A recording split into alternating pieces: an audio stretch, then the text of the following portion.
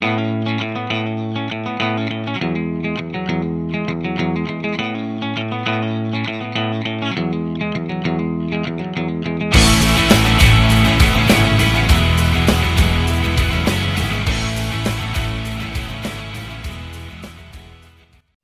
assalamualaikum warahmatullahi wabarakatuh, sobat channel Rifki Albani. Kali ini saya akan kasih tutorial gimana sih cara ngelepas emblem atau logo motor ya, NMAX nih. Kita dapat kerjaan ini kan ada emblemnya, emblem.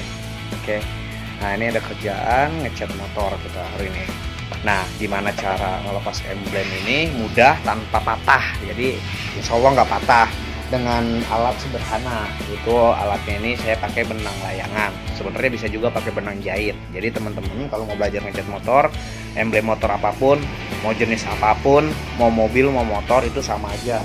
Ngelepasnya lem si emblem itu biar nggak patah ya pakai benang ini. Nah, gimana cara ngelepasnya? Saksikan terus video ini, dan jangan lupa bagi kalian yang baru hadir di channel Rifki Albani, klik subscribe ya, like dan share, komen pastinya.